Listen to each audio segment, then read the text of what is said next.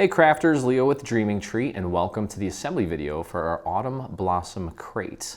I have all of my pieces cut out here, and before we actually get into any assembly, I'm going to go through and just sort of walk you through taking and separating all of the different elements so that everything kind of makes sense, especially the flowers. Now, before we get into that, there is a file that's included that contains these little templates, and these templates are for cutting out the foam core. We're going to use the foam core to make the crate a lot more sturdy. Instead of it just being pure cardstock, we're actually going to put little bits of foam core inside of the cardstock to kind of make them almost like actual wooden planks. Okay, so here's what we need to do. You'll notice that there's 5 different templates. And what I want you to do is just try to arrange them in the most efficient manner possible. Now, I did this off camera, okay? And what I want you to also know is that we have Roman numerals on here, well, kind of. There's 2 little dashes on here. That indicates that you need to make 2 of these. So I actually started on the top left corner, and with a little fine tip marker, just used this edge and this edge. It's already there, so I only had to draw this one. Okay, so there's one, and I put this one right next to it, and just created another one. So I have the 2 for this one here, and that one's done. I found another one here. This one also has 2 dashes, so you're gonna need to create 2 of these. I just started here since we're already cutting this, and this edge is already cut.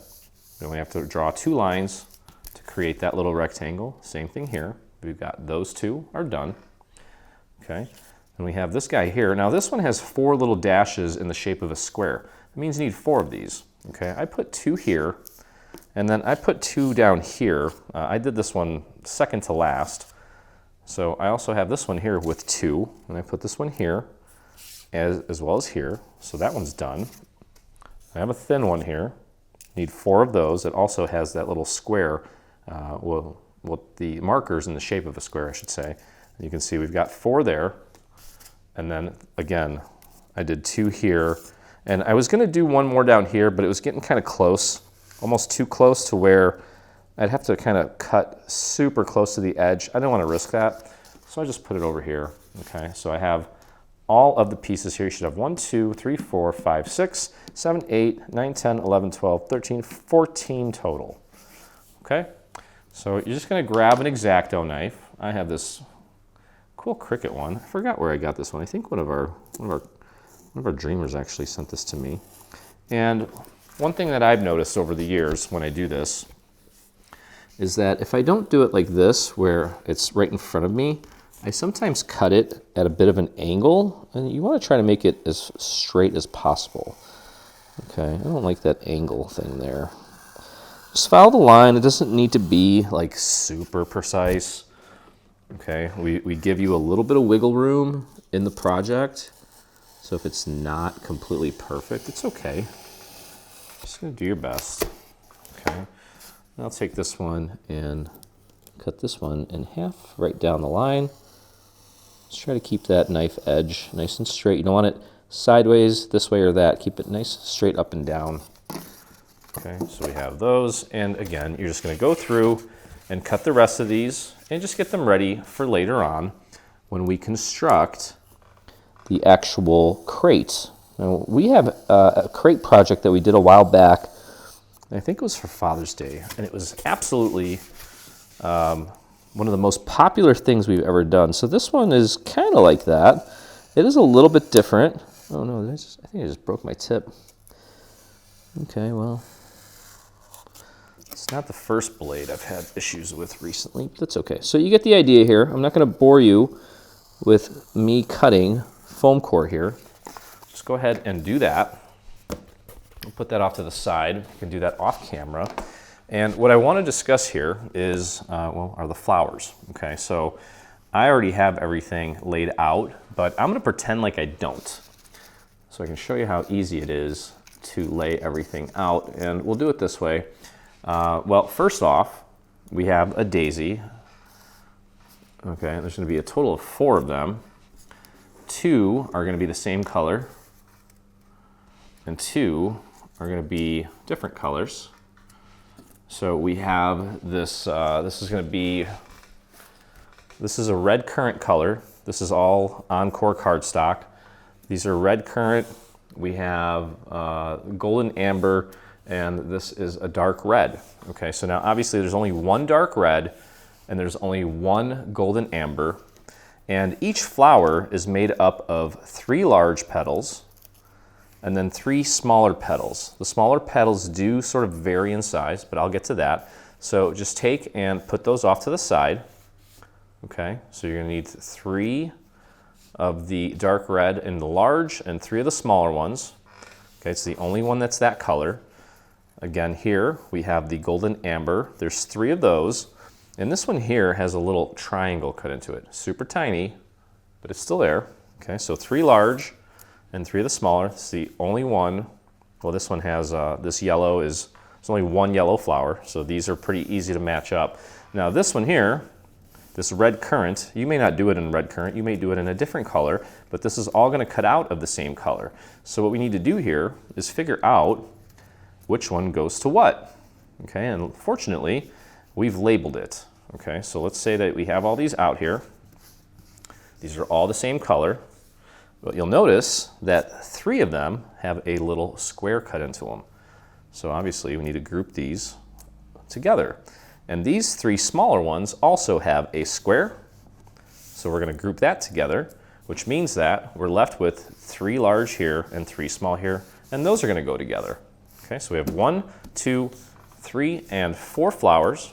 Okay, so of course, each flower is going to have a stamen. So let's take these stamen here and let's figure out what's what.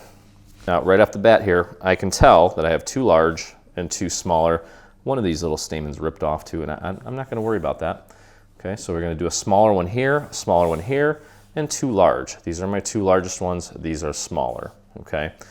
Then, let's take a look at our leaves, and I will lay these out just as if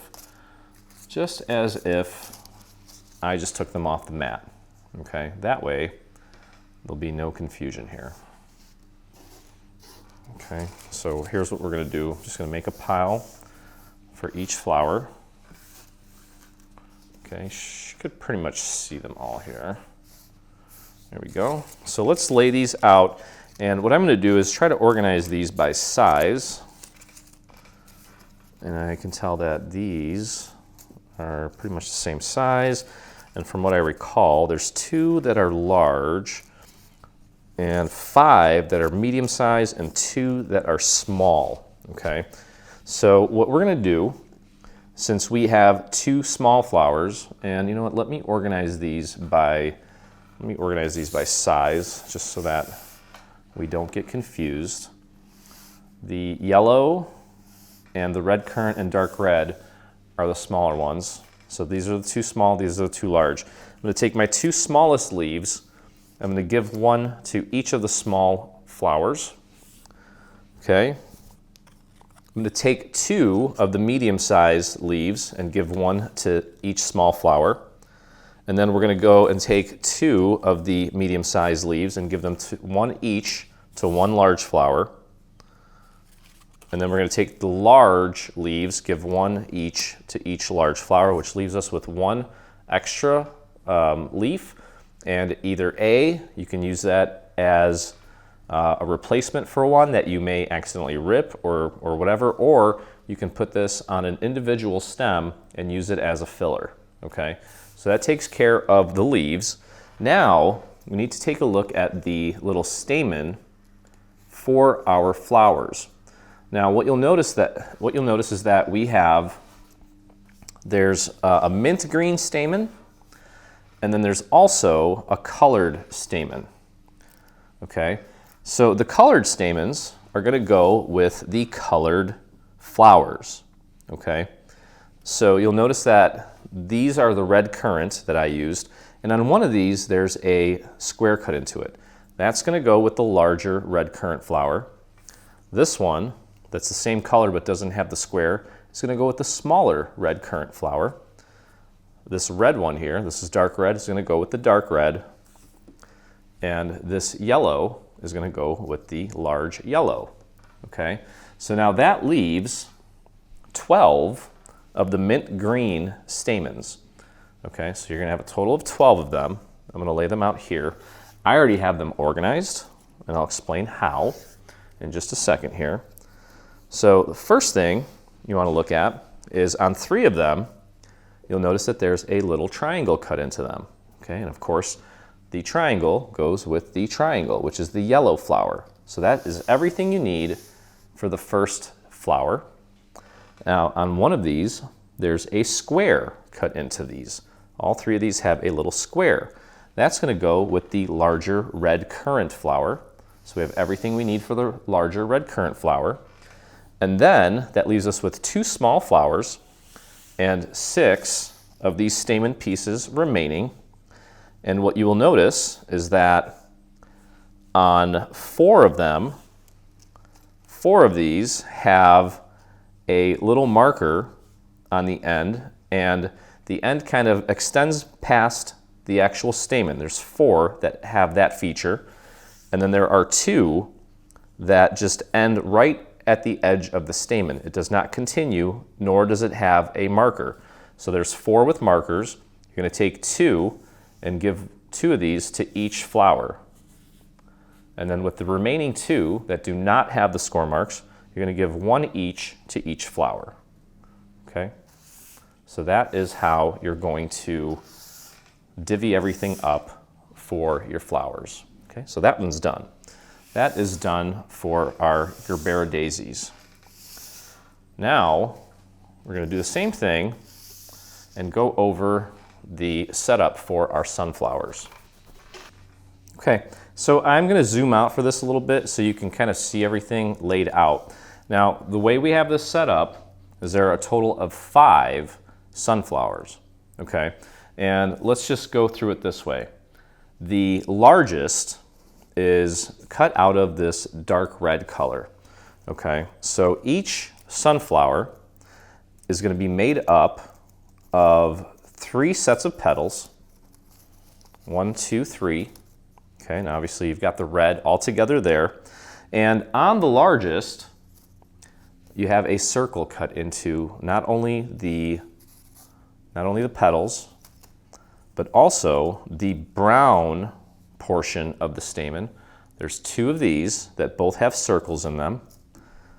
You're going to grab this calyx, the largest of the calyx, and you can just take them and kind of put them next to each other, and you can see that this one is clearly the largest. And then, since this is the largest, we've also cut out circles on 6 of these black stamen pieces. Okay, now this one here, you'll notice that what they do is there are 3, if you look at this little solid portion here, 3 of them are a certain thickness. 2 of them get a little bit thinner. This I'll show you here. I'll put them side by side so you can see what I mean. Okay, so you see the difference in the thickness of this little solid piece, the piece where the circle's cut out. This is thicker than this, okay? There's 3 that are extra thick, 2 that are somewhere in the middle, and 1 that is really thin, and all of these are going to be the same length. Okay, so that's how you know that they go together. Okay, so there's one flower. That's the largest sunflower. Okay, next we're going to talk about the 2 medium-sized sunflowers, which in my case are the yellow flowers. Okay, and these are, you'll notice that these have an identifier as well, and that identifier is a triangle. Okay, so you're going to need 3 sets of petals. These are the same size, so it doesn't matter which ones you grab. You're going to need 3, and look for the triangle. So 3 of these, 2 of these brown ones that have a triangle in them, and a calyx, medium size. So we're going to do the same thing for both of these. Here's the second one, same size, another triangle, 3 of these, 2 of these, a calyx, and then these, again, these have a triangle on them, but now you're going to have 12 of them, okay? So you are going to need to differentiate between the 12 that have the triangle, okay? Now remember, I'm going to lay these out so it all makes sense here. I don't want any confusion. Okay, I know that I've already went through this and made sure that I have it laid out properly, but I'm going to walk you through it. So remember that the first 3 have the thicker strip. So if you take this one, you can see that this is a thinner strip compared to that. We need 3 with the thick strip, 2 that have a medium size strip here, and then 1 that's ultra thin right along the edge. Total of 6, and those are going to go with that one. And then obviously the 6 that are left that have the triangle are going to go to the other one. Okay? So there's 2 more. And then the smallest flower is going to be orange. And now this one doesn't have an identifier. Now it may look like it, and mine do, but we removed it because it was more confusing. So the flowers that don't have an identifier go together. These are all the same size. So there are a total of 6 in this color. They're all the same size. So you want to do 3 and 3. Find the smallest calyx for each one. Find these that have no identifiers, 2 for each. Okay, and then again, there's 6 of these total for each flower, and 3 are going to be thicker. Okay, so these are the thickest. I can just tell now that I've looked at them so many times. 3 thick, 2 thinner, and then 1 ultra thin. Okay, and then again, same thing for the other flower. 3 thick, 2 in the middle, and 1 ultra thin. So I have 1 thick, 2 medium, and 1 ultra thin. Okay, so we have 1, 2, 3, 4, and 5 sunflowers. And let's take a look at our flowers here, or I'm sorry, leaves. Now what we're going to do is we're going to do 2 leaves per flower. Okay, and I'm going to lay these out by size just so that you can kind of like really truly follow along with me and make sure that we're all on the same page here. Okay, so I have 2 large, I have 5 that are medium size, and I have 5 that are small.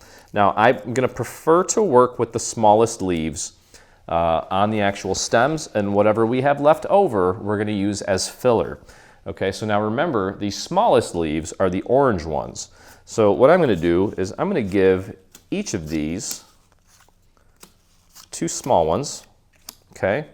And then the yellow are somewhere in the middle. So I'm going to take one of the smallest leaves that are left, give it to one of the yellow flowers, give that one another medium-sized one. I'm going to take these 2 that are still medium-sized, give it to the other yellow flower. And then what I can do here can go one of 2 ways. I'm going to give the largest flower the 2 that are left over from the medium pile and keep the 2 large with my, my extra one here. And I'm just going to use that as a filler. Okay? So I'm going to have a total of 3 extra leaves that I can use if I want. I don't have to. Okay? And really the next thing that we want to talk about here, I'm going to put some of this stuff aside, and this is all pre-prep. Let's talk about inking. Now, if you are using the same colors that we are, then you can definitely use my guide for choosing inks, especially if you're using Memento. And I have some scrap here. I have some AC cardstock that I'm actually trying to get rid of because we've changed to Encore pretty much exclusively now. And A couple ways of doing this. I did this and experimented with both ways. Now for this is Hunter Green, super dark. I tried all of my greens, didn't work very well. So I actually found this Teal Zeal. This is a dye-based ink, and I found that that actually gave me a really nice color on these leaves, okay? So I will just literally take it, hit that ink pad, and just kind of rub some off just to see what I'm getting. And you can do this manually with the kind of the little stroke method where you're just applying it to the edge and a little bit of the surface near the edge. You can do that. Or if you prefer, you can also grab yourself one of these little brushes. These are like makeup brushes. I think my mom turned me onto these actually. And just kind of start off to the side. Make sure that it's not, see, this is what happens after you apply your ink on there. And if you start too soon, you might get just way too much on there. And I just do little circles, and you can bring it in as far as you want. Okay, and then you can even kind of take it up and down a little bit. I'll flip it over and just little circles, bringing that brush in gradually just to give it that nice, subtle gradient effect on the cardstock. Okay. And I like that. So if you take a look at the difference, that's nice. Now this is actually debossed. We've included a deboss little section there. If you want, you can replace the debosser and just have your machine draw in the veins, or you can draw them in manually. They're kind of, these are a little squiggly, so it's not the easiest to do by hand, but you can. I kind of don't like when the machine draws in the veins because it leaves little dots, you know, so that's not my favorite look. And I kind of like the debossing just without any ink, because what it does is it kind of creates those little shadows and highlights. It gives the illusion that there's a vein there. So you could definitely do that. And I've got one more here to do. So we're gonna go and just finish off the leaves. And I did the same thing with the leaves for the daisies. Now these leaves obviously are for our sunflowers, and I do have some leaves for the daisies. They look different. We went through and sorted them out. Okay, and now if you want, what you can also do is hit this with an applicator just to get those edges to really pop. It's almost like adding in photography, it's like adding a hair light, so it kind of creates a nice defined edge. Okay, it's up to you. All right, so you're gonna repeat that. Now I forgot where I took these from. That one's going there, and this is my extra. You can just repeat that with the rest of the leaves, including the ones for the daisies. And then really the only thing left to ink as far as the flowers go are, well, the flowers. So let's take a look at what I did here. Where's my, I like this one. This one came out really nice. It's almost like a brilliant autumn sunset. And you can see it looks a lot cooler in real life actually. But you can see how it's kind of just a gradual thing. If you look at photos of sunflowers in nature, that's kind of what they do. It's sort of like a gradient from the inside out. And then I also went and just kind of hit the tips of this with a little bit of brown, because I think some of the leaves, when they wilt a little bit, they get kind of kissed by the sun. They burn a little bit right at the tips, so you can do that. And I'll show you my preferred method of inking these. I'm not gonna ink the brown stamen, and the black stamen's pointless to ink those. I wouldn't even worry about it because you're not really gonna see anything. What I may do is take and sprinkle a little bit of white paint on the stamen after it's actually put together. So think about doing that. But in the meantime, let me show you what I do for the inking. So before you commit to an ink color, now I just know from experience that a yellow is not going to do anything. Okay, and I think I have some orange on there. I mean, it's very subtle. It is doing a little bit, but I'm gonna go with probably this Morocco color. Okay, let me find it. But that's okay, it's kind of what I want. And I will just test this on my scrap. I cut the actual flower out, and I love that. So I'm gonna go with that, okay? I'll put that over there. I'll grab my Morocco, kind of brush it on, and I'll start in the center and just work my way out onto the petals in little circular motions. And you can take it out as far as you want. And obviously the more ink you get on your brush, the more that will end up on your petals. And you can go a little bit softer to decrease the amount of ink that you're leaving on the petals as you work your way out, so that it doesn't just abruptly stop. So it's a nice little gradient. And again, with this one here, I've got some really bold colors going on here with this one. I have a dark. I don't want this one to stand out too much, but at the same time, I want a little bit of contrast, so I don't want to overdo it. And I think this color is just fine. And you can see that the more time I spend on it, the richer the color becomes. And I'm very happy with that. So I will just continue down the road here, okay? And you really don't need to spend too much time inking the center of this, because most of it's going to be hidden by the stamen that we're going to assemble and glue to the center. Maybe a little bit will be visible, but yeah, don't waste too much ink on the center of the flower. I think you're just going to inadvertently hit it just as you're working your way around, and that's okay, that's fine. Okay, so you get the idea here. This is how I would ink the sunflower. You're welcome to use your own technique and make it your own way. If you've been, inking and using a certain technique all your life, then by all means, I don't think there's any wrong way to do it. I just like this look. I think it's appropriate for sunflower. And by the way, I'm actually using the same method on the daisies as well, and I'm starting from the center and working my way out. And I will show you that here in just a second. We'll just kind of stick with the yellow color here. This is, I think, golden amber is the color that we used.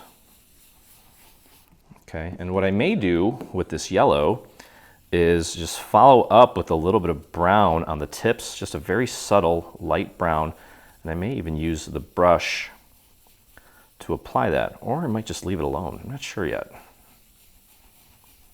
Okay, but I think that looks nice. And just judging from the camera, I can tell that maybe this one could use a little more intensity.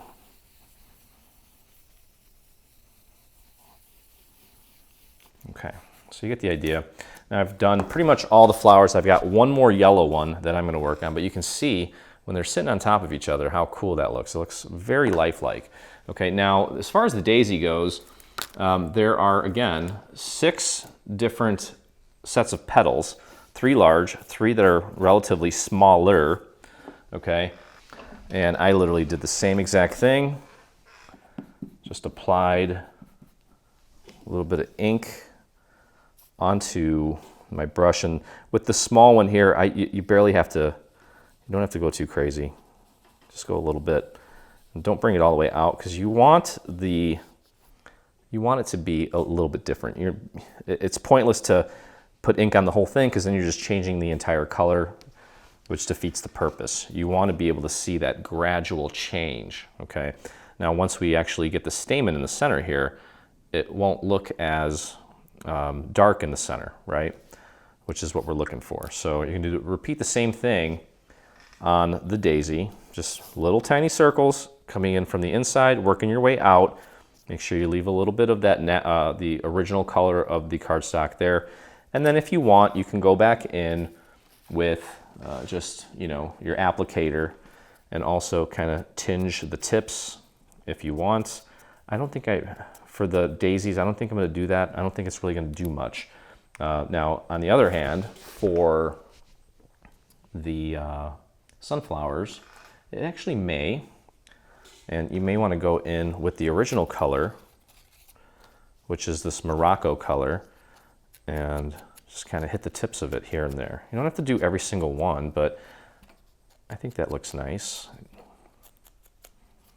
Kind of hides the fact that it's just cardstock. It gives it a little bit of uniqueness on each of the little petals, so it's not so consistent, I guess you could say. And then you can also take the same ink pad after you're done applying this Morocco color and dab it in a little bit of brown. No need to change your ink pad at this point. Okay, because if you look, you'll see a little bit of brown on the tips of your sunflowers. Okay, now another thing that we're going to do to prep these, and we'll go into more detail later, which is why I'm not overly concerned about getting ink on every single little section of this, is that we're going to actually take and using dowels, we're going to take and shape each of these petals. So take a look at how flat that looks now. But what we're going to do is we're going to take a dowel and we're going to put the dowel in the center of each petal. Okay, and let's see if we're going to shape it around the dowel. Essentially, this dowel is a little too thick for this one. I'm going to see if I can, oh, here's my other one. There, I'm going to get a thinner dowel. The thinner the dowel, thinner the diameter, the more pronounced the little curve's going to be. So what I'm doing is just taking it and just kind of pressing it in the center and taking my fingers and pressing the paper around the dowel from the outside on the edge. Okay. You could also take it and kind of start on one edge and literally just kind of curl it to the other side. And let's see if the difference is noticeable. And I think it is. Maybe not so much with this light, but if you look here, you can see now suddenly we have some highlights and shadows. It's not as flat. Like this is kind of flat, but here you can see how the light is playing with it. You have light and then dark and then light again. Okay, so taking and changing the shape subtly of each of these petals generates and creates interest that you don't even need to ink to achieve. Simply just adding dimension. Okay, so we'll go. I'll go over that again once we're actually putting the flowers together. But I think, yeah, that's pretty much it for the prep. So again, get all of your flowers sorted by size, color. Get all the pieces together as we discussed. Take your time. Do the take your time. Go through the inking process. Get everything inked to your heart's desire. And we're going to go ahead and, the next step, start assembling our flowers.